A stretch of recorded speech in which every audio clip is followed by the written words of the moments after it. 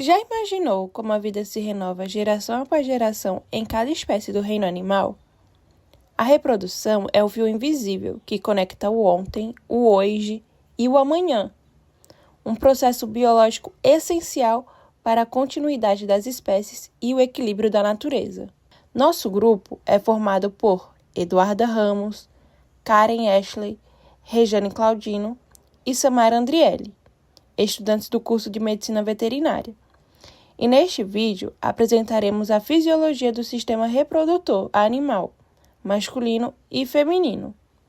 Nosso objetivo é apresentar de forma clara e visual como os mecanismos anatômicos, hormonais e celulares trabalham juntos para tornar possível a reprodução.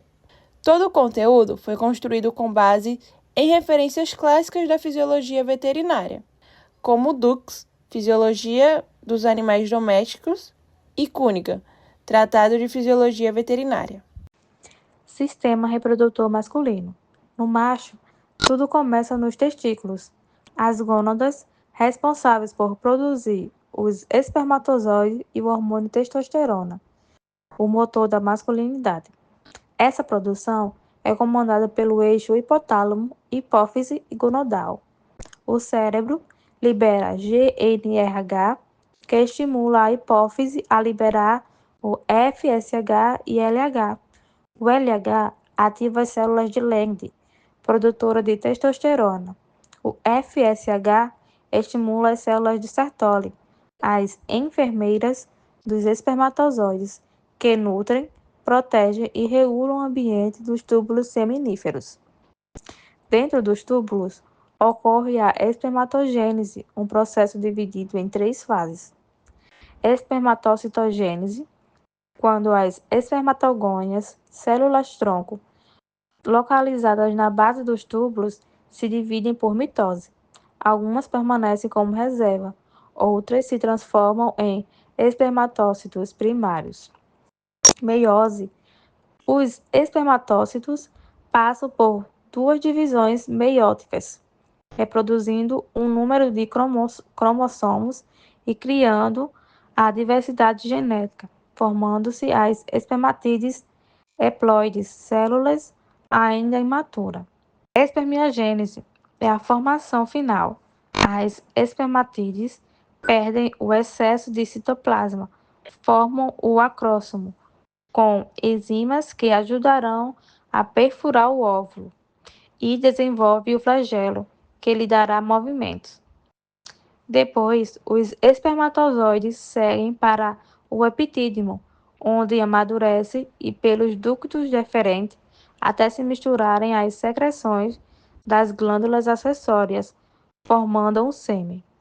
O sêmen é então liberado pelo pênis, cuja estrutura varia entre espécies. Fibroelástica em bovinos e suínos e músculo cavernoso em equinos e cães. E para que tudo funcione, a temperatura deve ser exata, de 2 a 4 graus abaixo do corpo. Isso é controlado pelo músculo cremaster, a túnica dartos e o plexo pampiniforme, no equilíbrio delicado. Na fêmea, o sistema reprodutor é um verdadeiro compasso hormonal, capaz de coordenar ciclos, comportamentos e eventos celulares em perfeita harmonia. Tudo começa nos ovários, as gônadas femininas, que são responsáveis por 2 funções vitais: a gametogênese, que é a produção dos óvulos, e a função endócrina, liberando hormônios como estrógeno e progesterona. O estrógeno atua promovendo o crescimento do endométrio e o comportamento do cio, enquanto a progesterona é o hormônio da manutenção. É ela que mantém e prepara o útero apto à gestação. Mas nada disso ocorre de forma isolada. O processo é regulado pelo eixo hipotálamo hipófise gonadal, o mesmo que vimos no macho. O GNRH ele é liberado pelo hipotálamo, estimulando a hipófise anterior a secretar o FSH e LH, que agem diretamente sobre o ovário. Agora falando sobre o ciclo estral, é o ciclo reprodutivo das fêmeas, e as suas fases representam as variações hormonais e comportamentais que determinam a fertilidade. Ela se divide em 5 fases principais: o proestro, que é a fase preparatória, o estro, período fértil, Metaestro, fase de transição. Diestro, a fase de dominância lútea. E o anestro, que é o período de inatividade cíclica. Durante o ciclo estral, ocorre a foliculogênese, um processo de crescimento e maturação dos folículos ovarianos, onde cada folículo abriga um oosto, ou óvulo imaturo, rodeado por células protetoras. Esse processo é controlado por uma sequência hormonal precisa, que envolve principalmente o FSH e o LH. O processo pode ser dividido em etapas: folículo primordial, pequeno, com o ósito cercado por uma única camada de células foliculares achatadas. Folículo primário, as células tornam-se cúbicas e começam a secretar substâncias nutritivas, e forma-se a zona pelúcida, que é uma camada que protege o ósito. Folículo secundário, as células foliculares se multiplicam, formando a camada granulosa. Surge a teca folicular, dividida em teca interna, produtora de andrógenos, e teca externa, fibrosa e protetora. Folículo terciário, em pequenas quantidades cheias de fluido e se fundem e formam um antro folicular, contendo hormônios e proteínas importantes. E folículo maduro, que é o estágio final, pronto para a ovulação, o ósito atinge a sua maturidade e o folículo se desloca até a superfície do ovário. Agora falando sobre a gestação e parto, quando há fecundação, o embrião em desenvolvimento envia sinais hormonais para manter o corpo lúteo ativo e garantir a produção de progesterona. É o reconhecimento materno da gestação, que varia entre as espécies.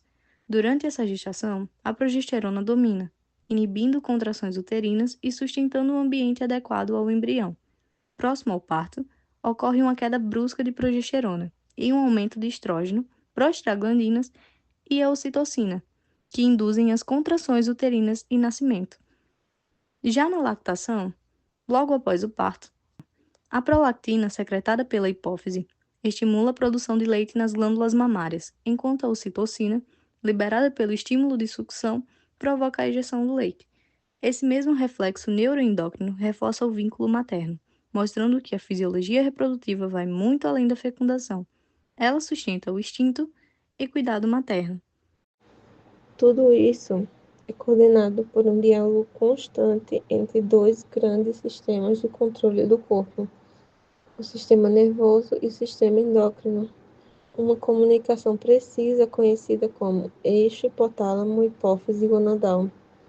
É esse eixo que regula os níveis dos principais hormônios sexuais, como estrogênio, progesterona, testosterona, LH e FSH, garantindo que o organismo mantenha um equilíbrio entre reprodução, comportamento e metabolismo. Quando esse eixo funciona de forma integrada, ele sincroniza o comportamento sexual, as respostas hormonais e os eventos fisiológicos, como o ciclo astral, a ovulação e a reprodução dos espermatozoides. Na prática veterinária, esse conhecimento é essencial. Ele permite diagnosticar casos de enfermidade, planejar inseminações artificiais, controlar e sincronizar o cio, e até mesmo compreender os efeitos endócrinos das castrações. Mais do que uma teoria, o eixo hormonal é uma ferramenta de aplicação direta na rotina clínica e reprodutiva dos animais. A fisiologia reprodutiva é um dos pilares da medicina veterinária, pois integra aspectos essenciais do corpo do animal, dos hormônios ao comportamento e dos órgãos às respostas clínicas. Ao estudá-la, compreendemos como sinais hormonais, estruturas anatômicas e estímulos ambientais se conectam para possibilitar a continuidade da vida. Dominar esse conhecimento é fundamental para a atuação do médico veterinário, permitindo promover a fertilidade, acompanhar gestações com segurança, intervir em distúrbios reprodutivos e garantir o bem-estar dos animais. Assim, mais do que uma função biológica, a reprodução representa a essência da conservação das espécies e reafirma a grande responsabilidade do médico veterinário em manter esse equilíbrio tão perfeito e essencial à vida.